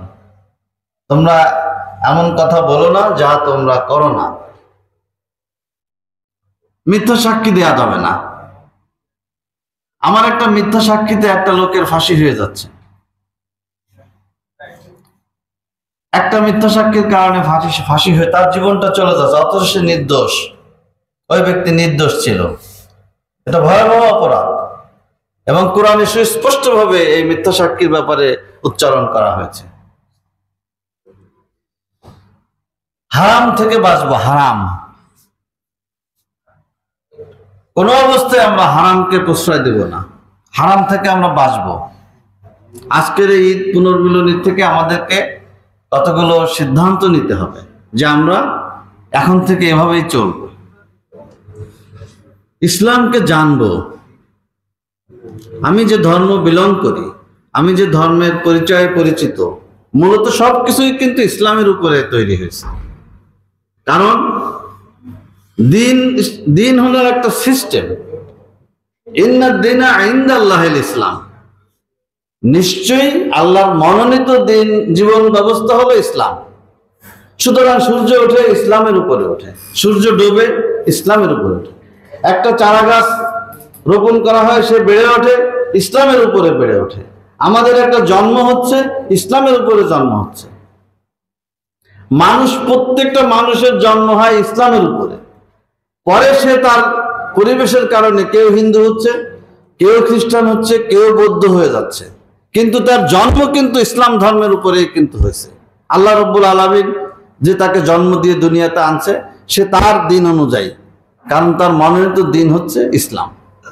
তো সেই ইসলামকে আমাকে জানতে হবে জীবনের শেষ দিন পর্যন্ত। আমি জানি না, আমার জানা নাই, আমি শুনি নাই, এই কথা কিন্তু কালকে কিয়ামতের মাঠে কিন্তু পার পাওয়া যাবে না। না জানাটা অপরাধ, পাপ। না জানাটা অপরাধ, এটা কিন্তু একটা গুনার কাজ, না জানাটা। আজ আমরা হর হামেশাই বলে থাকি, স্যার আমি তো জানি না, আমি সুযোগ পাইনি, ভাই আমি জানি না। না, জানো নাই কেন, জানো না কেন, এটা কিন্তু একটা অন্যায়। সুতরাং আমাদেরকে জানতে হবে, জানার চেষ্টা করতে হবে। আমি একটু পরে মারা যেতে পারি, কিন্তু এই শেষ ক্ষণ পর্যন্ত আমাকে এই জানার চেষ্টা করতে হবে যে আমি কি অবস্থার মধ্যে দিয়ে আছি। আপনাদের আর ধৈর্যচ্যুতি করব না। এই কতকগুলো আজকের এই ঈদ পুনর্মিলনীতে এই কতকগুলো পরামর্শ, এবং আমরা একটা সুন্দর সমাজ গড়তে আমরা চাই, যে সমাজ আমাদেরকে দুনিয়া এবং আখিরাতে কল্যাণ দান করবে। রব্বানা আতিনা ফিদ দুনিয়া হাসানা ওয়া ফিল আখিরা হাসানা ওয়া কিনা আযাবান নার। ধন্যবাদ সবাইকে, ধন্যবাদ। আসসালামু আলাইকুম ওয়া রাহমাতুল্লাহ। ধন্যবাদ সম্মানিত পরিচালক স্যারকে এত সুন্দর আলোচনা করার জন্য। আসলে আমরা যদি অন্যান্য মেডিকেল কলেজ হাসপাতালগুলোর দিকে তাকাই, এরকম পরিচালক আসলে পাওয়া কিন্তু সৌভাগ্যের ব্যাপার। স্যারের আলোচনা আমরা আগেও শুনেছি, আমাদের সহকারী পরিচালক স্যার মিজানুর রহমান স্যারের দারসুল কোরআনও আমরা শুনেছি। আমাদের পরিচালক স্যারও আমাদের মাঝে দারসুল কোরআন, আমাদের যে মাসিক যে সভা হয় সেখানে পেশ করেছেন। সেখানে অবশ্যই উপস্থিতি কম থাকে, কিন্তু আমি অনুরোধ করব আগামীতে আপনারা সবাই এরকম আমাদের যে মাসিক যে দার্স হয় সেখানে উপস্থিত থাকবেন। অবশ্যই অনেক কিছু শিখতে পারবেন আপনারা ইনশাআল্লাহ। আমরা এখানে কোনো রাজনৈতিক কোনো প্রোগ্রাম, রাজনৈতিক কোনো আলোচনা করি না। একবার এসে দেখেন, যদি আপনার অপছন্দ হয় তাহলে পরবর্তীতে আর আসার প্রয়োজন নেই, কিন্তু আপনি সেখানে আসলে দুনিয়া এবং আখিরাতের জন্য কিছু শিখতে পারবেন এবং এই ধরনের আলোচনায় সেখানে হয়ে থাকে। তাই সবার প্রতি উদাত্ত আহ্বান রইল, আমাদের যে মাসিক সভা হয়ে থাকে সেখানে মাসিক স্যারদের মধ্য থেকে আমরা মেহমান রাখি, তারা আমাদের মাঝে আলোচনা করেন। আর যারা এখনো ডেলিগেট কার্ড পাননি, একটু অনুগ্রহ করে হাত উঁচু করবেন। এমন কেউ আছেন যে ডেলিগেট কার্ড এখনো পাননি? আমার মনে হয় সবাই পেয়েছে। এবার দর্শকদের জন্য একটি পর্ব, সেই পর্বটি অনুষ্ঠিত হবে। আপনাদের গলায় যে ডেলিগেট কার্ডগুলো আছে, কার্ডের পিছন সাইডটা একটু দেখার জন্য অনুরোধ করছি। কার্ডের পিছন সাইড, মেহমানরা বাদে শুধু ডেলিগেট কার্ড যাদের, কার্ডের পিছন সাইডে দেখেন আমাদের যে ঈদ পুনর্মিলনী ব্যানারে লেখা আছে, এই ঈদ পুনর্মিলনী ব্যানারের এই অক্ষরগুলো, এক একটা অক্ষর কার্ডের পিছনে আছে। এমন যারা আছে তারা হাত উঁচু করেন, সামনে চলে আসবেন, তারা সামনে স্টেজের সামনে চলে আসবেন। ঈদ পুনর্মিলনী লেখার এক একটা অক্ষর দেওয়া আছে কার্ডের পিছনে। এরকম যাদের আছে সামনে চলে আসুন। আমাদের হসপিটালের মনোগ্রাম দেওয়া আছে, এমন যদি কেউ থাকে সামনে চলে আসবেন। কার্ডের পিছনে হাসপাতালের মনোগ্রাম দেওয়া আছে। কার্ডের পিছনে আমাদের কর্মকর্তা কর্মচারী কল্যাণ ফেডারেশনের যে লোগো, সেই লোগো দেওয়া আছে। এমন থাকলে সামনে চলে আসবেন। যে একটু লাইন দিয়ে ব্যানারের সামনে দাঁড়াবেন অনুগ্রহ করে। ঈদ পুনর্মিলনী একটু সিরিয়াল দিয়ে দাঁড়াবেন। ঈদ পুনর্মিলনী দীর্ঘই থেকে শুরু করবেন, দীর্ঘই দ, এরপরে সিরিয়াল অনুযায়ী দাঁড়াবেন।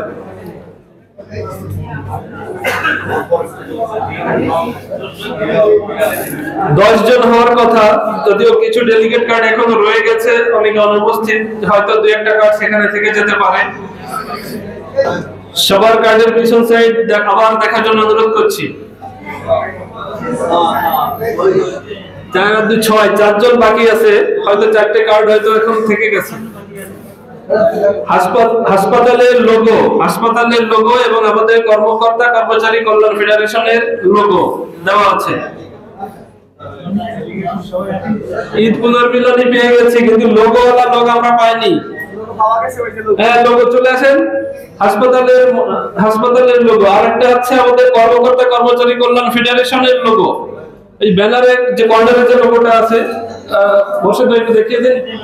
এই লোগোটা দেওয়া আছে কার্ডের পিছনে। যাই হোক, খুঁজে না পেলে আমরা যে কয়জন পেয়েছি তাদের নিয়ে শুরু করব।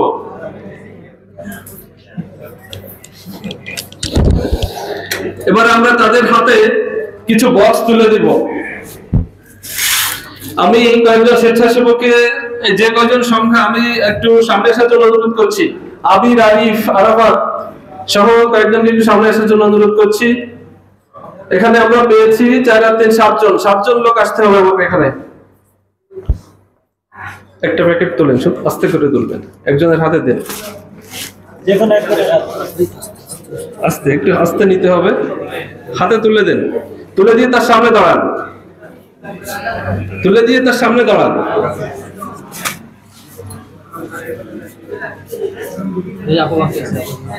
পাননি কে?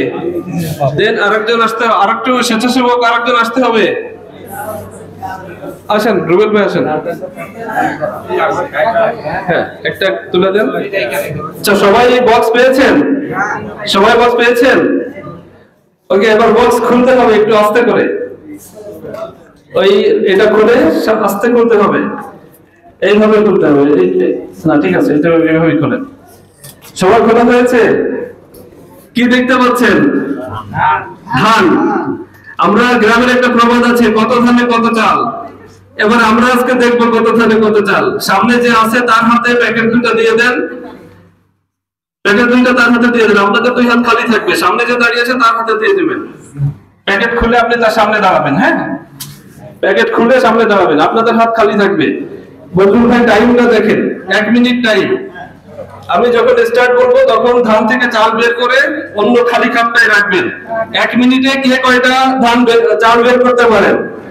ঠিক আছে, সবাই খেলার নিয়মটা বুঝতে পেরেছেন? ওকে, স্টার্ট বললে স্যার হাত ঘড়ি দেখে স্যারের কাছে দেন এটা ভাই, সবাই প্রস্তুতি নিন। স্যারের কাছে না না, আপনি স্টার্ট বলে দেন। আগে কেউ খুলবেন না, যখন আমরা বলবো তখন Go! শুরু করেন। স্যার 1 মিনিট হয়ে গেলে আপনি আমাকে বলবেন, তখন সামনে যারা আছেন তারা চালটা সরিয়ে নিয়ে আসবেন। 1 মিনিটে কত ধানে কত চাল?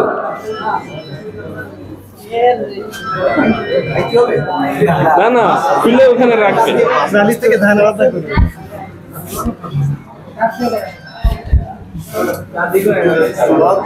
যে দাঁত দিয়ে নখ দিয়ে যেভাবে করেন আপনি বের করতে পারবেন। 30 সেকেন্ড। ও স্যার স্টপওয়াচ নিয়ে আছেন, আচ্ছা 20 সেকেন্ড বাকি। 20 সেকেন্ড বাকি আছে।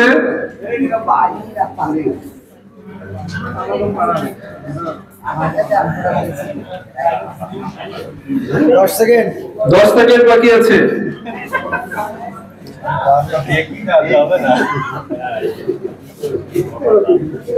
1 সেকেন্ড।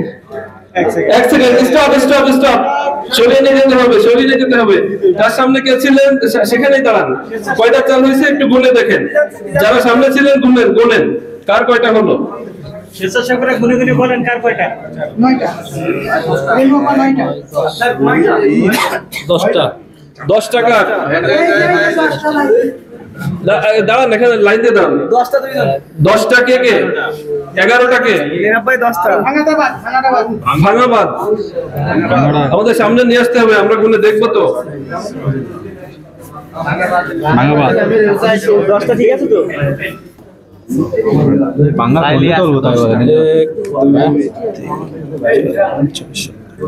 এখানে 10টা আছে। আর কে? এই 10টা কে? আপনি তারটা একটু হাতে রাখেন। এটা কি এরকম হলে হবে? দেখেন ভেঙে গেছে। কয়টা হয়েছে? 1 2 3 4 5 6 7 8 9 10টা ধরেন। আর এটা 9টা। 9টা। আর এর কাছাকাছি আর কেউ আছে? 10টা আছে। 10টা। 10টা 3 জন আছে। এই 10টা দেখি।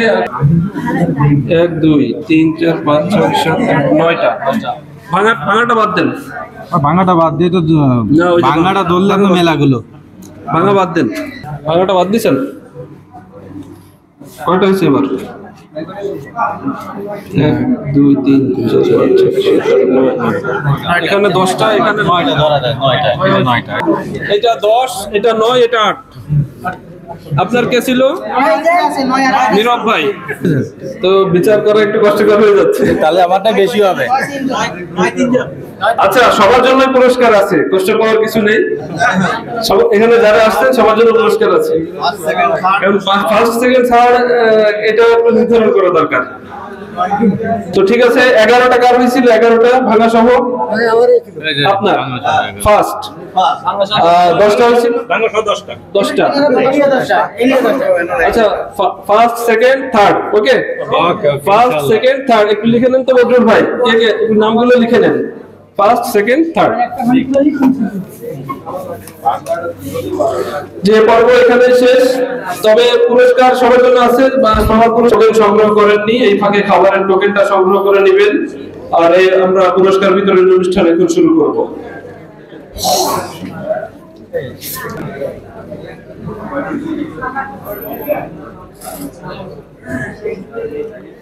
ক্যামেরাম্যানকে সামনে রেডি থাকার জন্য অনুরোধ করছি। পুরস্কার দেওয়ার সময় একটু ছবি তুলবেন।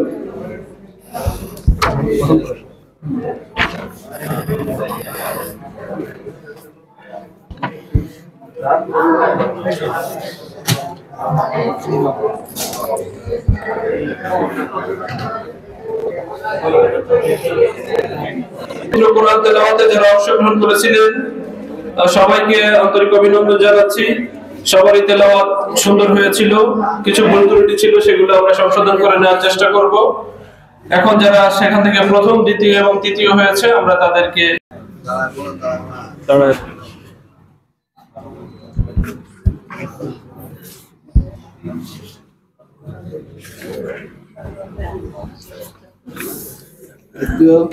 কোরআন তেলাওয়াতে দ্বিতীয় স্থান অধিকার করেছে মুস্তাহিদুর রহমান। আমি নিজেই। পুরস্কার পাইছি আলহামদুলিল্লাহ।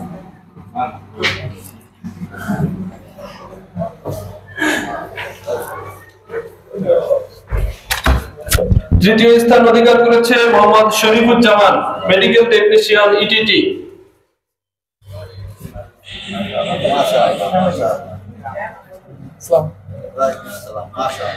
বিচারক যারা ছিলেন এবং একদম নির্ভেজাল বিচার হয়েছে, আমাদের বিচারকদের কপি এখানে আছে, পরিচালক স্যার নিজেও সেটা আবার পর্যবেক্ষণ করেছেন।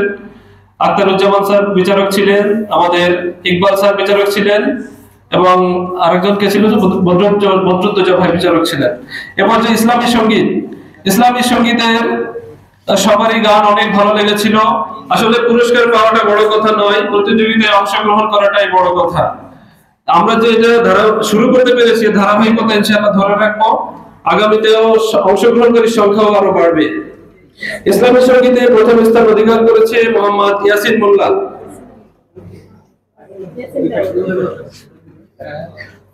পুরস্কার তুলে দিচ্ছেন হাসপাতালের সম্মানিত সহকারী পরিচালক ডাক্তার মোহাম্মদ মিজানুর রহমান স্যার।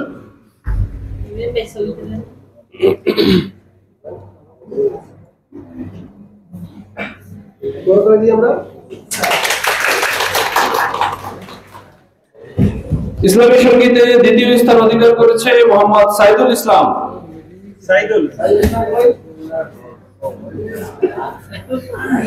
অনেক সুন্দর গান পরিবেশন করেছিল এবং সেগুলো প্রতিযোগিতার সকল ইভেন্ট আমাদের রেকর্ড আছে। আমরা আজকের অনুষ্ঠানের ভিডিও চিত্র সহ প্রতিযোগিতার সকল ইভেন্ট আমরা অনলাইনে দিয়ে দিব, ইনশাআল্লাহ পেয়ে যাবেন। তৃতীয় স্থান অধিকার করেছে দুইজন যৌথভাবে এবং সমমার্ক পেয়ে যৌথ স্থান অধিকার করেছে। তৃতীয় স্থান অধিকার করেছে মোহাম্মদ শরীফুজ্জামান এবং মুস্তাহিদুর রহমান, আমি নিজে।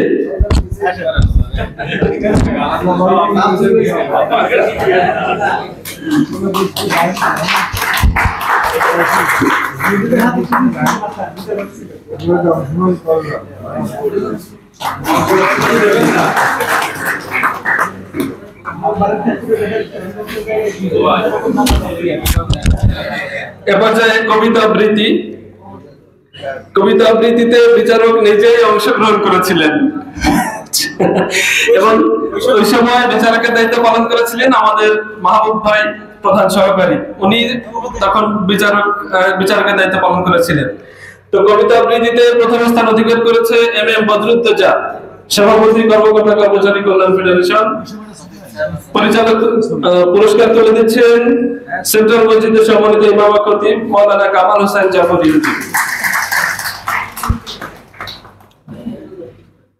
কবিতা আবৃত্তিতে দ্বিতীয় স্থান অধিকার করেছে মোহাম্মদ শরীফুজ্জামান।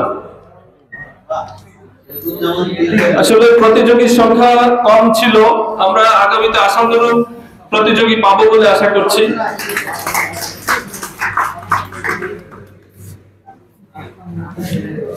কবিতা আবৃত্তিতে তৃতীয় স্থান অধিকার করেছে মুস্তাহিদুর রহমান।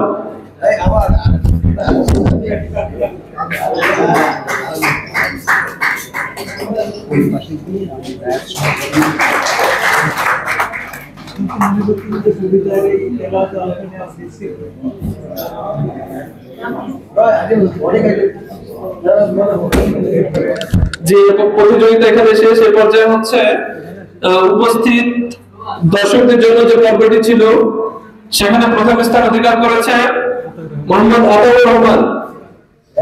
আতাউর রহমান এবং যারা প্রতিযোগিতায় অংশগ্রহণ করেছিলেন সবাইকে সামনে চলে আসার জন্য অনুরোধ করছি, তাদের জন্য পুরস্কার আছে। প্রথম স্থান আতাউর রহমান, দ্বিতীয় স্থান মোর্শেদ আলম, তৃতীয় স্থান নীরব ভাই। তিনজন সামনে চলে আসার আগে, প্রথম স্থান আগে সামনে চলে আসেন। আমি সামনে ভিডিও করছি তো, সামনে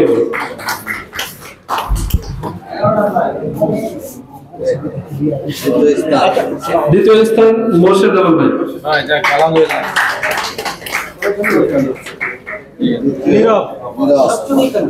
তৃতীয় স্থান নীরব ভাই।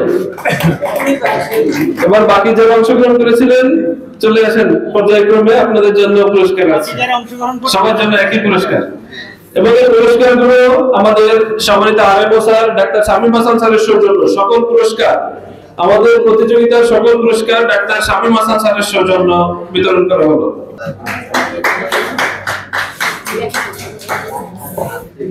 পুরস্কার বিতরণ অনুষ্ঠান শেষ হলো। আমরা আমাদের অনুষ্ঠানের একদম শেষ পর্যায়ে চলে এসেছি।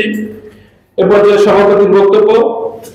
সভাপতির বক্তব্য প্রদান করার জন্য আহ্বান জানাচ্ছি কর্মকর্তা কর্মচারী কল্যাণ ফেডারেশনের সম্মানিত সভাপতি এম এ বদরুদ্দোজা।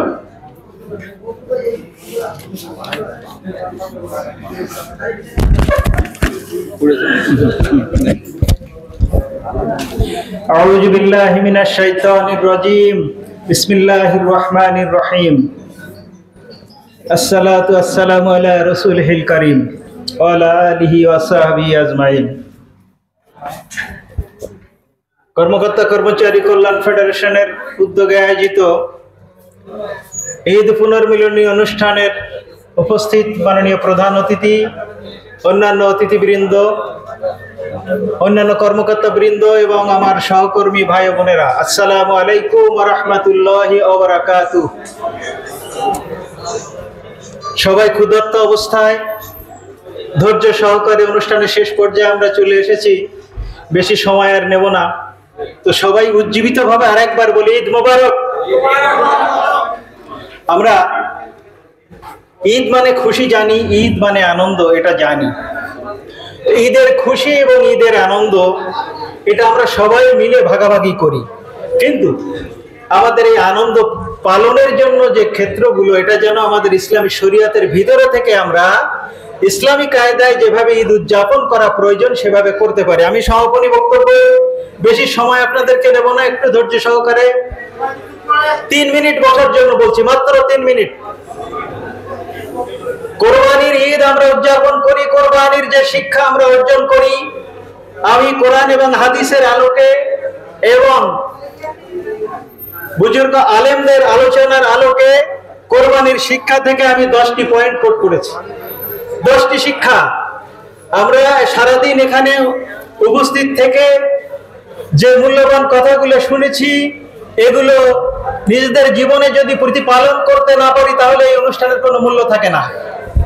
কোরবানির ঈদ থেকে আমরা যে শিক্ষা পাই, এর প্রথম শিক্ষাটি হচ্ছে শর্তহীন আনুগত্য। আল্লাহ তাআলার আনুগত্য পালনের ক্ষেত্রে কোনো শর্ত আরোপ করা যাবে না, শর্তহীন ভাবে আল্লাহ তাআলার আনুগত্য করতে হবে। সবাইকে বসার জন্য অনুরোধ করছি। আমরা আপনাদের কাছে প্যাকেট পৌঁছে দিয়ে আপনাদের হাত থেকে আমরা টোকেনটা নিয়ে নেব। উঠে ওখানে যাওয়ার দরকার নেই, তো প্রোগ্রাম শেষ হয়নি এখনো।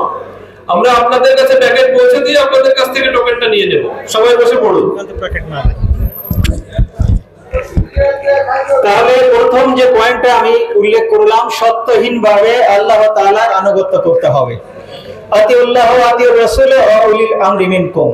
এখানে আল্লাহ তাআলার আনুগত্যের কথা বলা হয়েছে, আল্লাহ রাসূলের আনুগত্যের কথা বলা হয়েছে, আর ইসলামী সমাজের নেতা যারা থাকে, দায়ী যারা থাকে, এদের আনুগত্যের কথা বলা হয়েছে। আমি খুব সংক্ষেপে কয়েকটা পয়েন্ট উল্লেখ করছি, আপনারা একটু ধৈর্য সহকারে শুনেন। আল্লাহর রাস্তায় নিজের সবচেয়ে প্রিয় জিনিস উৎসর্গ করা। আমরা হযরত ইব্রাহিম আলাইহিস সালাম এবং হযরত ইসমাঈল আলাইহিস সালামের ঘটনা থেকে জানতে পারি যে হযরত ইব্রাহিম আলাইহিস সালামের পুত্র হযরত ইসমাঈল আলাইহিস সালাম ছিল ইব্রাহিম আলাইহিস সালামের সবচেয়ে প্রিয়। তো আল্লাহ তাআলার রাস্তায় আমরা আমাদের সবচেয়ে প্রিয় বস্তুটিকে উৎসর্গ করার শিক্ষা আমরা কুরবানির এই ঘটনা থেকে পাই। এই 3 নম্বর যে শিক্ষাটা, সেটা হচ্ছে তাকওয়া ভিত্তিক জীবন যাপনের শিক্ষা। মুসলমানের প্রত্যেকটা কাজ কর্ম হবে তাকওয়া ভিত্তিক। তাকওয়া হচ্ছে আল্লাহ ভীরুতা। মুসলমান যে কাজই করতে যাবে সেখানে সে আল্লাহ তাআলাকে ভয় করে আল্লাহ তাআলার হুকুম মোতাবেক সে কাজ করবে। তাহলে কোরবানির এই ঘটনা থেকে আমরা তৃতীয় যে শিক্ষাটা পেলাম, সেটা হচ্ছে তাকওয়া ভিত্তিক জীবন যাপনের শিক্ষা। আর চতুর্থ যে শিক্ষাটা পেলাম, সেটা হচ্ছে যে কোন সিদ্ধান্ত গ্রহণ এবং বাস্তবায়নের ক্ষেত্রে পরামর্শ করা। আল্লাহ তাআলা যখন হযরত ইব্রাহিম আলাইহিস সালামকে হুকুম দিলেন যে তোমার প্রিয় পুত্র তাকে তুমি কুরবানি করো, তোমার প্রিয় বস্তুকে তুমি কুরবানি করো, উৎসর্গ করো, ইব্রাহিম আলাইহিস সালাম হযরত ইসমাঈল আলাইহিস সালামের সাথে পরামর্শ করেছিলেন যে বৎস, আল্লাহ তাআলা আমাকে হুকুম করেছেন, তুমি কি বলো? তাহলে আমরা চতুর্থ যে শিক্ষাটা পেলাম সেটা হচ্ছে কোন সিদ্ধান্ত গ্রহণ এবং সেই সিদ্ধান্ত বাস্তবায়নের ক্ষেত্রে পারস্পরিক পরামর্শের প্রয়োজন আছে। এবার পঞ্চম যে শিক্ষাটা আমরা পাই সেটি হচ্ছে ঈমানি পরীক্ষায় দৃঢ় থাকার শিক্ষা। হযরত ইব্রাহিম আলাইহিস সালামের উপরে ঈমানি যে পরীক্ষা এসেছিল নিজের পুত্রকে কুরবানি করার, এই সিদ্ধান্তের উপরে ইব্রাহিম আলাইহিস সালাম যেমন দৃঢ় প্রত্যয়ে আল্লাহ তাআলার এই হুকুম বাস্তবায়ন করার চেষ্টা করেছিলেন, সেক্ষেত্রে আমরা ঈমানি পরীক্ষায় দৃঢ় থাকার শিক্ষা লাভ করি কুরবানির এই ঘটনা থেকে। এবং আল্লাহ তাআলা বলছেন, আমি কি তোমাদেরকে খালি খালি ছেড়ে দেব? ওয়ালা নাবলুওয়ান্নাকুম বিশাইইন মিনাল খাউফি ওয়াল জু' ওয়া নাকসিম মিনাল আমওয়ালি ওয়াল আনফুসি ওয়াস সামারাত ওয়া বাশশিরিস সাবিরিন। আল্লাহ তাআলা বলছেন কি সূরা বাকারার ভিতরে আছে যে আমি তোমাদেরকে পরীক্ষা করব ফল, ফসল এবং শস্যের ক্ষতি দ্বারা, আর তোমাদেরকে পরীক্ষা করব, আর যারা ধৈর্য ধারণ করবে পরীক্ষায় তারা কি করবে? তাদের জন্য রয়েছে সফলতা। আর একটা বিষয় হচ্ছে 6 নম্বর যে শিক্ষাটা পাই, শয়তানের ওয়াসওয়াসা থেকে মুক্ত থাকার শিক্ষা। ইব্রাহিম আলাইহিস সালাম যখন তার সিদ্ধান্ত বাস্তবায়নের জন্য ইসমাইল আলাইহিস সালামকে নিয়ে মিনা ময়দানের দিকে রওনা দিয়েছিলেন, প্রতিমধ্যে শয়তান বিভিন্ন জায়গায় বাধার সৃষ্টি করছে। তো শয়তানের এই যে ওয়াসওয়াসা আসে, এটা থেকে কিভাবে মুক্ত থাকতে হবে দৃঢ় প্রত্যয়ের সাথে, সে শিক্ষা আমরা এখান থেকে লাভ করি। 7 নম্বর যেটা, সেটা হচ্ছে উদারতা, আন্তরিকতা এবং দান করার শিক্ষা। আমরা কোরবানি করি, কোরবানির থেকে আমরা কোরবানির গোশত গরিব মিসকিনদের ভিতরে দান করি, আত্মীয় স্বজনদেরকে দান করি। এক্ষেত্রে দেখা যাচ্ছে যে উদারতা, আন্তরিকতা এবং দান করার শিক্ষা আমরা এখান থেকে গ্রহণ করি। শুধু কোরবানি করা না, মানুষের ভিতরে যে পশুত্ব আছে, এই পশুত্বকে কোরবানি করার শিক্ষাও আমরা এই ঘটনা থেকে পাই। আর আল্লাহর রাস্তায় নিজের জীবন উৎসর্গ করার শিক্ষা। হযরত ইব্রাহিম আলাইহিস সালামের পুত্র যখন ইসমাইল আলাইহিস সালাম যখন তার বাবার কাছ থেকে শুনলেন যে আল্লাহর হুকুমে তাকে কোরবানি করার জন্য নিয়ে যাওয়া হচ্ছে, বিনা শর্তে আল্লাহর রাহে নিজের জীবনকে উৎসর্গ করার জন্য পিতার সাথে সে মিনা ময়দানে গিয়েছিল। তাহলে আমরা আল্লাহর রাস্তায় নিজের জীবনকে উৎসর্গ করার শিক্ষা এখান থেকে লাভ করি। এজন্য মুমিনের প্রত্যেকটি কাজ হবে আল্লাহ তাআলার সন্তুষ্টির জন্য। ইন্নাস সালাতি ওয়া নুসুকি ওয়া মাহইয়ায়া ওয়া মামাতি লিল্লাহি রাব্বিল আলামিন, যে আমার নামাজ, আমার সালাত, আমার ইবাদত, সমস্ত ইবাদত এবং আমার সমস্ত কার্যক্রম এটা হবে একমাত্র আল্লাহ তাআলা রাজি খুশির জন্য। তো আমরা যেন কোরবানির এই আদর্শগুলো নিজেদের জীবনে বাস্তবায়ন করতে পারি। আল্লাহ তাআলা আমাদেরকে তৌফিক দান করুন। ওমা তৌফিকু ইল্লা বিল্লাহ। আখির দাওয়ানা আলহামদুলিল্লাহি রাব্বিল আলামিন। আসসালামু আলাইকুম ওয়া রাহমাতুল্লাহি ওয়া বারাকাতুহু। ধৈর্য সহকারে অনুষ্ঠান সমাপন করার জন্য আপনাদের সকলকে অশেষ অশেষ ধন্যবাদ। ধন্যবাদ। আমাদের আজকের প্রোগ্রাম এখানে সমাপ্তি ঘোষণা করছি। আপনারা বসে থাকুন, বসে থাকুন, আমরা খাবার আপনাদের কাছেই পৌঁছে দিব।